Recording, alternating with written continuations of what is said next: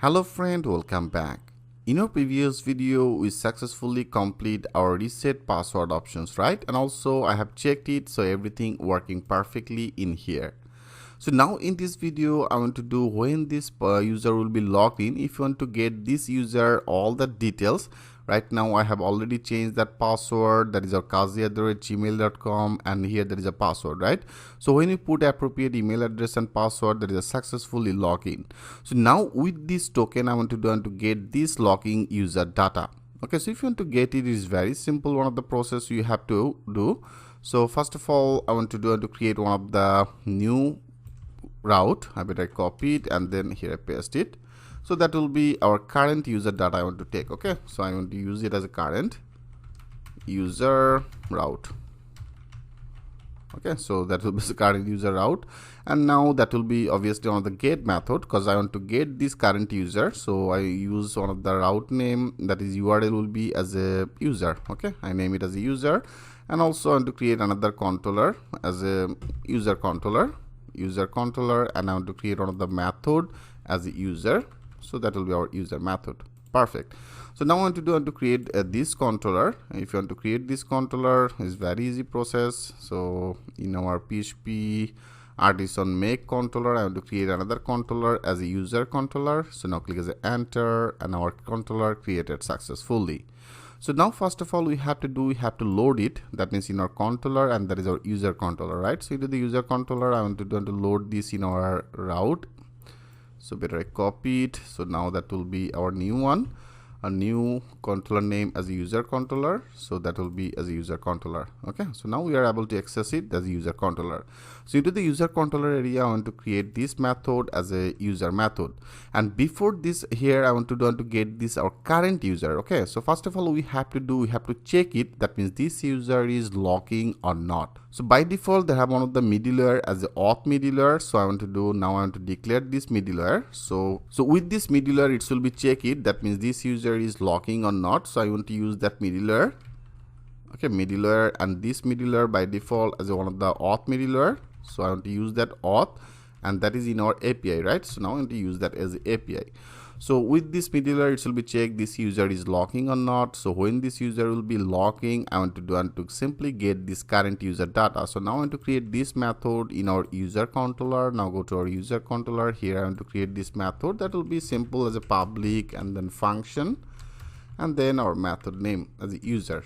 So to the user area, I simply want to return it. That means the return our this auth. Okay, with this authenticated user. That is, if this user is logging, then I want to get that user. That means authenticated user all the data. So that is simple. So here if you use that auth, make that sure you have to use this auth. Okay, so now I simply load this auth. Perfect. So friend, that's all you have to do. So now first of all with this middleware it will be check it is user is logging or not. So when this user will be logging, then I want to get this authenticated user all the data. So now if you're all, and now there is our API, our URL will be as a user, and that will be one of the get method, right? Now go to our postman. Into the postman area I want to check it. Better I copy it. Okay, I copy it, and now I want to add new one. I just simply add it. So our route name will be as a /user. So I copy, that will be the API and the user, right? And here friend, I have already logged in. So here you can say I have already logged in with the kazi@gmail.com, and also there is a password as a kazi12345, and here I successfully logged in. And when you log in, it's actually provided one of the tokens. So now with this token I want to get this user. So better I copy it. I copy this total token. Okay, I copy this total token, and now if you go to our this route as a user, so now in our this user, okay, into the user area, if you go to that header, so now this user should be as a logged in, right? So for the reasons in our header, into the header area we have to add as a authorization. If you add that authorization, you can see that is our authorization. So now we have to add this authorization. So here I want to pass our this token. Okay, so I copy this token, and now in our get here you have to do, first of all you have to add that as a barrier as a BEARER. Okay, so the barrier, and then one of the space.